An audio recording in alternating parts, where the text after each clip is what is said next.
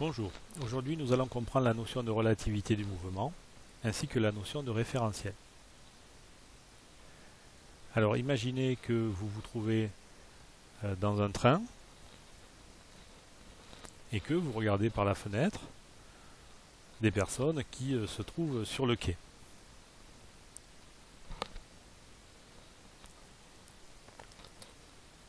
Le train se met à avancer.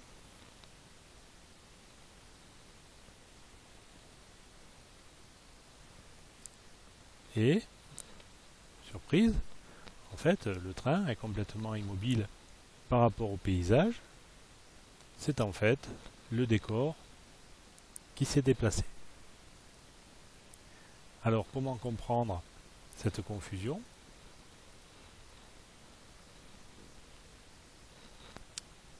Eh bien, un observateur assis dans le train verra exactement la même chose si c'est son train qui se déplace vers la droite ou si c'est le décor qu'il observe qui se déplace vers la gauche, même si cela est relativement inhabituel. Et ce, tant qu'il n'y aura pas un point de référence dans le paysage, eh bien, l'observateur pourra faire la confusion. C'est pour cela que l'on dit que la description d'un mouvement ne peut se faire que par rapport à un objet de référence qu'on appelle le référentiel. Ou encore, on peut dire, mais c'est la même chose que un mouvement se décrit relativement à un référentiel. Dans le cas de notre train, nous pouvons ainsi affirmer plusieurs choses. Nous pouvons affirmer que le décor se déplace vers la gauche par rapport au train. Nous pouvons affirmer également que le train se déplace vers la droite par rapport au décor. Nous pouvons affirmer aussi que le train est immobile dans le paysage. Ou bien alors que le décor se déplace vers la gauche dans le paysage. Ces quatre affirmations sont exactes. En fait, elles sont exactes à partir du moment où on fait référence à un objet par rapport auquel on étudie le mouvement, le référentiel.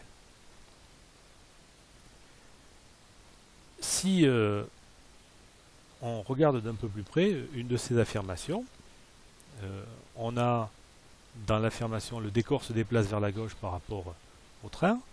On a d'une part le décor qui est en fait l'objet d'étude. Ensuite on a la description du mouvement, c'est-à-dire se déplace vers la gauche. On retrouve également tout à la fin de la phrase le mot train qui est l'objet de référence, c'est-à-dire le référentiel.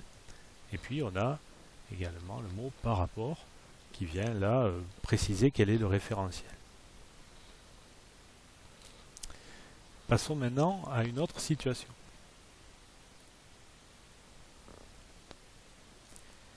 Voici une personne à vélo qui s'apprête à libérer une balle. L'auteur de ce petit dessin animé a créé des objets qui se déplacent sur la scène pour donner une impression de mouvement. Il a produit deux animations, une appelée référentiel arbre et l'autre appelée référentiel vélo. Alors allons voir l'animation qui est donnée dans le référentiel arbre. Nous voyons tout d'abord que le vélo suit un mouvement rectiligne,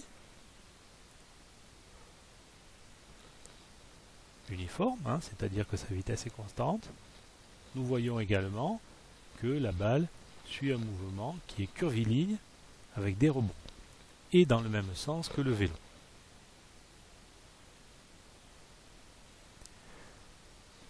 Retournons au menu et passons maintenant au mouvement dans le référentiel vélo. Alors pour comprendre le mouvement dans le référentiel vélo, vous allez devoir imaginer que vous filmez la scène en vous déplaçant à la même vitesse que le vélo. Comment les objets vont-ils se déplacer sur l'écran? Alors tout d'abord, le vélo, lui, il va être immobile, puisque dans le référentiel vélo, par définition, le vélo est immobile. Pour imaginer comment l'arbre se déplace, rappelez-vous la première situation que nous avons étudiée avec les deux trains. Pour la balle, maintenant, c'est un tout petit peu plus compliqué, car il y a des frottements qui peuvent éventuellement prendre la balle et la mener vers l'arrière. Ici, dans cette situation, le vélo ne va pas très vite et la balle est assez peu freinée par l'air.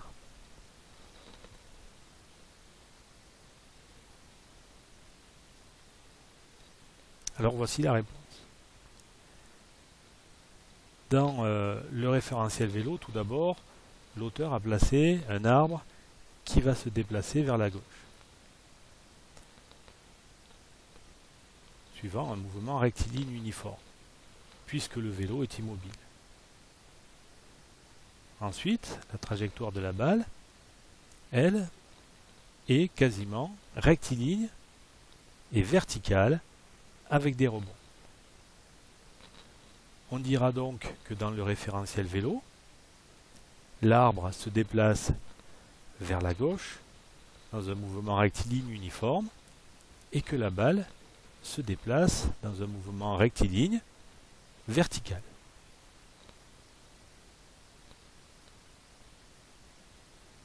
Alors, quelles sont les idées essentielles que nous devons retenir? Tout d'abord, nous devons retenir que l'étude d'un mouvement nécessite le choix d'un objet par rapport auquel le mouvement sera décrit. Cet objet s'appelle le référentiel. Nous devons ensuite retenir que, suivant le référentiel choisi, l'objet n'a pas le même mouvement. Souvenez-vous, le train dans lequel nous étions assis au début,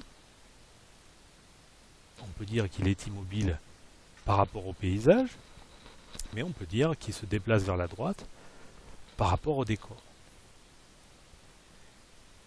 Et enfin, pour comprendre comment on peut décrire un mouvement dans un référentiel, la façon la plus pratique est d'imaginer que l'on est un observateur qui est fixe dans le référentiel. Voilà, vous avez désormais compris ce que l'on entendait par relativité du mouvement et référentiel d'étude en mécanique.